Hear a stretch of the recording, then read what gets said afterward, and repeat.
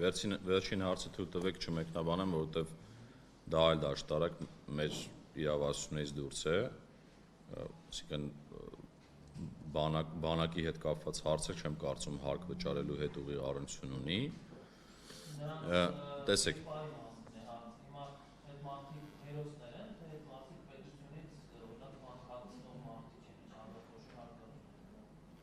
Ընդհանրապես ցանկացած հարկ վճարող, օրինապահ հարկ վճարող, բարեխիղճ հարկ վճարող, կարծում եմ հերոս է։ Եվ շատ կարևոր է, որպեսզի մենք շատ խորը նայենք այդ հարցին։ Իսկ մեր համար կապ չունի, տեսեք դուք հատուկ ընդգծում եք խոշոր, միջին կամ փոքր, ՓՄԶ ենք ասում եւ այլն, էական չի, ինքը խոշոր է, ինքը կարևոր է, իր պարտավորությունները պատշաճ եւ բարեխիղճ եւ հոգատար ձևով կատարի, դա է։ Դրան պետք է հասնենք ու կապ չունի, թե ինքը ինչ չափի տնտեսվարող է։ Հիմա ինչ վերաբերում է դրոշմավորմանը, կարծում եմ մեր սիրելի հարկ վճարողները օբյեկտիվ հարց են բարձրացնում եւ մենք ներկայումս արդեն օրենքի նախագիծը մշակել ենք, ազգային ժողովում է գտնվում եւ օրենքի նախագծով մենք նախատեսնում ենք իջեցնել, այսինքն ինքը դրոշմավորում կամ դրոշմապիտակ չօգտագործելը կամ հսկիչ նշան չօգտագործելը դրա տուգանքը ավելի փոքր է լինելու, քան հսկիչ դրամարկային մեքենաների կանոնների խախտման դեպքում կիրառվող տուգանքը եւ ավելին ասեմ, ի տարբերություն ՀԴՄ տուգանքների մենք նաեւ շեմերի համակարգ ենք այդտեղ սահմանելու, իհարկե ազգային ժողովում դեռ կքննարկվի, որտեղ հնարավորություն է տրվելու, որ օրինակ եթե առաջին անգամ ենք բացահայտել ինքը ավելի փոքր լինի, օրինակ այս պահին նախագիծը 300,000, առաջի անգամ, երկրորդ անգամ 3 միլիոն, երրորդ անգամ 10 միլիոն։ Այսինքն եթե օրինակ գնացինք բացահայտեցինք մի քանի խախտումներ, առաջի անգամ ինքը 300,000-ը չի գերազանցելու, մի դեպքի համար 30,000, Աշճանաբար ամեն հաջորդ անգամ բարձրանալու է շեմը։ Հնարավորություն տալով հարկ վճարողին հարմարվել այս դրոշմավորման համակարգին կամ դրոշմապիտակներին։ Ես բաց թողեցի, ինչ որ հարց կներեք ձեր հարցերից։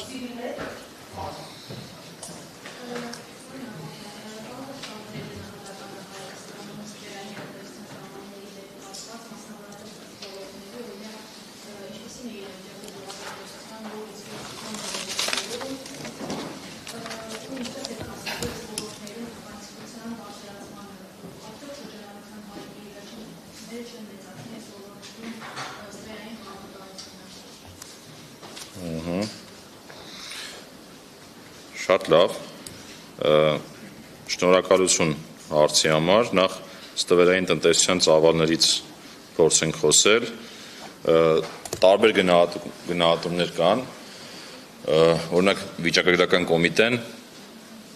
ունի գնահատական եւ որը ներառում է համախառն ներքին արդյունքի գնահատականների մեջ, վերջի անգամ արել է 2022 թվականին այդ գնահատականը, այսինքն իրանք մի քանի տարին մեկ են իրականացվում, մոտ 22%-ի մասին է խոսքը, այսինքն մեր տնտեսության մոտ 22%-ը չդիտարկվող է, ինքը հիմա շատ մասնագիտական տերմինների մեջ չմտցնեմ, ստվերային տնտեսությունը դրա մի մասն է, այսինքն գնահատման ինչ-որ մեթոդ է, կան մասնագիտական գնահատումներ, որտեղ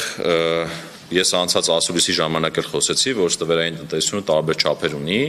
բայց էականը նա է, որ վերջի տարիների դինամիկային որ նայում ենք, օրինակ եթե տես մի 5-ից 7 տարի առաջ նայենք, 35-ից 40%-ի հասնող էր, հիմա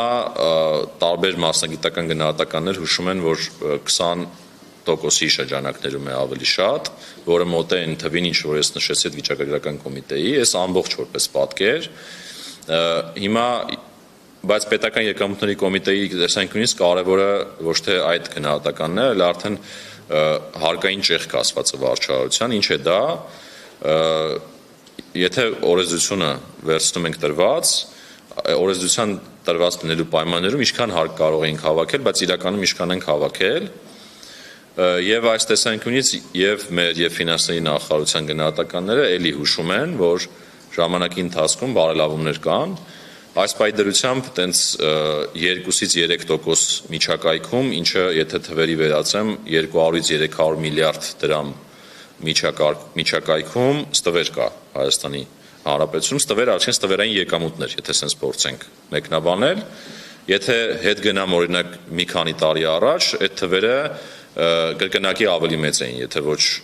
2.5-3 անգամ։ Հիմա գամ ոլորտների տեսանկյունից, տեսեք, նախ խոսեցիք գյուղատնտեսության մասին, որտեղ ասել, թե ինչ-որ մեկը կարող է ստվերը հստակ գնահատել, կարծում եմ այդքան էլ ճիշտ չի, որովհետև մենք ինքը չհարկվող ոլորտ է։ Չհարկվող է, չփաստաթղթավորվող է եւ հետեւաբար շատ բարդ է միանշանակ ասել, թե գյուղատնտեսությունում որքան է ստվերը։ Հիմա եթե գանք նույն ոսկերչությանը, էլի նույն խնդիրն է։ Հիմա մեր, եթե կհիշեք, մեր բողոքողների մեծ մասը չէ, ինչ-որ մի մասը ոսկերչության ոլորտից էին, բայց նորից էլի բողոքում են մարդիկ, ովքեր չեն ուզում ստվերից դուրս գալ, չեն ուզում փաստաթղթավորել, երբ որ չեն փաստաթղթավորում, դժվար է ասել, թե ստվերի չափը հստակ ինչքան է այդ ոլորտում, բայց ակնհայտ է, որ ստվեր կա։ Իսկ ոլորտային տեսանկյունից տենց ստվերային եւ եթե մեր ստուգումներից փորձեմ բխեցնել այդ հարցի պատասխանը, թե որտեղ են հիմնական խնդիրները լինում, որ ոլորտներում, ապա առևտուրն է եւ հաջորդը, եթե չեմ սխալվում, շինարարությունն է։ Այսինքն երկու խոշոր ընդհանուր շինարարություն ասելով նկատում եմ ամբողջ շղթան, իր շինանյութերն էլ ներառյալ։ Սրանք այն երկու խոշոր ուղղություններն են, որտեղ որ հիմնականում խնդիրները նկատվում են։ Եվ մի կարևոր բան էլ որ նշեմ, մենք փորձում ենք, շատ կարևոր հարց եք բարձրացնում, փորձում ենք այդ ստվերի ոլորտային գնահատում եւ մեր ստուգումների բացահայտումներ իրար հետ համադրելով հասկանալ, թե իրականում որտեղ է պետք գործողություններ իրականացնել։